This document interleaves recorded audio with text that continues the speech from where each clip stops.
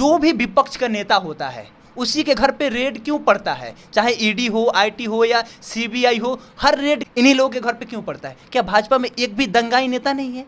वो जो थार चढ़ाया किसानों पे, लालू प्रसाद यादव अगर जेल से बाहर है तो सीधा सीधी बात है कि अगर जितने भी विपक्ष के नेता हैं, चाहे केसीआर हो, चाहे स्टालिन हो, चाहे ममता बनर्जी हो, चाहे मायावती हो, चाहे केजरीवाल हो, चाहे लालू प्रसाद यादव हो, चाहे नीतीश कुमार हो, चाहे तेजस्वी हो, चाहे जीतन राम मांझी हो, चाहे राहुल गांधी हो, जितने भी विपक्ष के नेता हैं ये सब एकजुट हो जाएंगे और जातीय जनगणना जिस तरह से हो रहा है इससे उन लोगों को खलबली हो रहा है। ये एक हो रहे हैं, जब एक हो जाएंगे तो उनके सत्ता को उखाड़ के फेंक देंगे। और जो युवा नेता है इन लोगों के हाथ में इस बार कमांड है।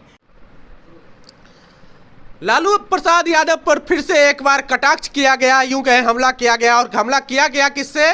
प्रधानमंत्री नरेंद्र मोदी के द्वारा यह कहा गया कि लालू प्रसाद यादव जमीन के बदले नौकरी देते थे। और इन दिनों विपक्षी एकता देखने को मिल रही है। कल तेजस्वी यादव मुख्यमंत्री नीतीश कुमार और राहुल गांधी से मिले हैं, जो भी देश के विपक्ष में मजबूत नेता हैं उनसे मिले हैं। इन सभी मसलों पर बात करेंगे। हमारे साथ में केशव हैं, पब्लिक स्टेशन न्यूज चैनल चलाते हैं।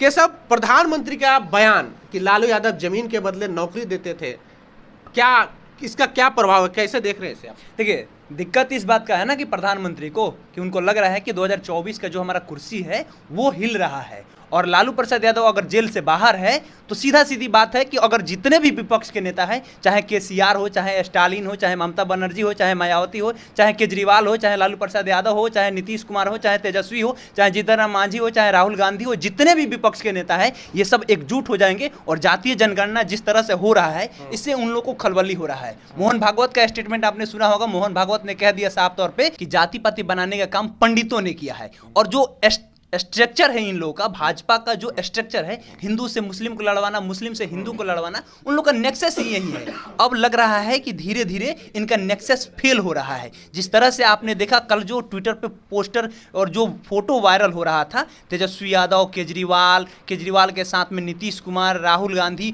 और ये मल्लिकार्जुन खड़गे, सभी कोई एक साथ दिख रहा है। इससे भाजपा को दिक्कत हो रहा है। और भाजपा के जो शीर्ष अभी नेता है, मतलब नरेंद्र मोदी की बात करें तो नरेंद्र मोदी खुले तौर पे वार कर रहे हैं। अब इन्हीं के ऊपर वार नहीं करेंगे, अब आने वाले समय में फिर वो डीएनए वाला बात करेंगे। अब देख रहे हैं ना लोकतंत्र किस तरह से खतरे में जा रहा है लगातार। आप अरविंद केजरीवाल को देखिए, 25,000 का जुर्माना लग गया। डीएनए पे वो सवाल उठाए थे। बिहार के एक बेटा है ओबीसी, वो अपने आप को कहते हैं कि हम ओबीसी के बेटा है और ओबीसी का अपमान बिहार में आकर के करके चले जाते हैं, कहते हैं कि नीतीश कुमार का डीएनए खराब है। उनकी सदस्यता क्यों नहीं जाती है? जो भी विपक्ष का नेता होता है उसी के घर पे रेड क्यों पड़ता है, चाहे ईडी हो, आईटी हो या सीबीआई हो, हर रेड खाली मतलब जितने भी ये नेता है विपक्ष के, इन्हीं लोगों के घर पे क्यों पड़ता है? क्या भाजपा में एक भी दंगाई नेता नहीं है? वो जो थार चढ़ाया किसानों पे लखीमपुर खीरी में, उसके घर पे क्यों नहीं पड़ता है? उस वे में नहीं जाएंगे। प्रधानमंत्री नरेंद्र मोदी खुद काम पर लग गए, लालू यादव के खिलाफ बोल रहे हैं। लगेंगे ना यार, समझो ना, कुर्सी का बात है। कुर्सी से किसको प्यार नहीं है? कुर्सी से हर किसी को प्यार है। और नरेंद्र मोदी को ये बात पता नहीं रहा है कि ये सारे जितने भी नेता हैं ये एक हो रहे हैं। जब एक हो जाएंगे तो उनके सत्ता को उखाड़ के फेंक देंगे। और जो युवा नेता है इन लोगों के हाथ में इस बार कमांड है। ठीक है, लालू प्रसाद यादव जेल से बाहर है, इस बात का डर है। अभी देखना 2024 दूर है ना, ये अभी 2023 का रामनवमी देखे आपने बिहार में, और बिहार के साथ साथ पूरे देश में 2024 के रामनवमी पड़ेगा अप्रैल में।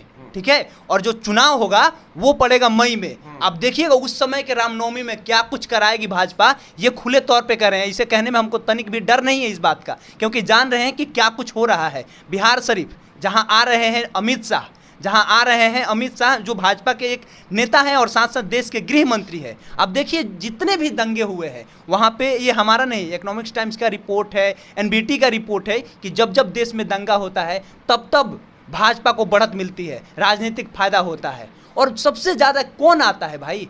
जो गरीब होता है, जो दलित होता है, वो आता है इस दंगा में। वो हाथ में झंडा ले करके वो घूमता है। गोधरा का कांड आपको याद होगा, 2002 में जो गोधरा का कांड हुआ था, जो मोची था, जो अशोक मोची नाम है उसका, वो आदमी हाथ में झंडा लेकर के, हाथ में तलवार लेकर के पोस्टर बॉय बना हुआ था। आज के समय में क्या कर रहा है? मोची का काम कर रहा है और खुले तौर पे कह रहा है कि हम हिंदू धर्म नहीं अपनाएंगे, हम हिंदू धर्म त्याग कर देंगे। शादी ब्याह नहीं करता है वो आदमी, वो जान रहा है, डर है इस बात का। लेकिन क्लियर कट बात है कि भाजपा डरी हुई है और डरने का कारण बस यही है कि विपक्षी आज एक हो गए हैं। अच्छा, कहीं ना कहीं काम पर अगर भाजपा के जो शीर्ष नेतृत्व है नरेंद्र मोदी लगे, क्या बिहार में कोई भाजपा को प्रतिनिधित्व करने वाला नहीं है, महागठबंधन के खिलाफ बोलने वाला वैसा नहीं है जो कि भाजपा एक ऐसी पार्टी है जिसके पास सिर्फ एक दुल्हा है, ठीक है, और उसी दुल्हा के रूप में, उसी दुल्हा के फेस पर वो चुनाव लड़ना जानती है। नरेंद्र मोदी के अलावा उसके पास में पूरे देश में कोई नेता नहीं है, पूरे देश में उसके अलावा कोई नेता नहीं है जो आ करके जिसके दम पर कोई चुनाव लड़ सकता है। धीरे धीरे फेस बन रहा है, योगी का धीरे धीरे फेस बन रहा है। बिहार में एक नेता का नाम बता दीजिए जिसके दम पर ये लोग चुनाव लड़ ले। उनके आंतरिक सर्वे ये है कि 40 सीट बिहार का वो लोग हार रहे हैं। 4 बार देश के गृह मंत्री को बिहार आने की क्या जरूरत पड़ जाती है भाई, 4 बार आ चुके। आप पूर्णिया देख लीजिए, पूर्णिया से के बाद में लौरिया आए, लौरिया के बाद में अभी नवादा आए, बीच में एक बार और आए थे पटना में आकर के उनका 6 महीने में 4 बार 6 महीने में 4 बार आ रहे हैं। जान रहे हैं कि 40 सीट यहाँ पे जीते हुए हैं और 40 में से 39 सीट वो जीते हुए। इस बार कह रहे हैं कि 40 सीट चाहिए।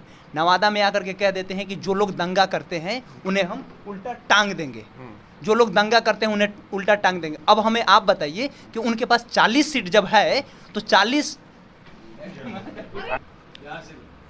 नवादा में आकर के खुले तौर पे कह देते हैं कि हम उल्टा टांग देंगे।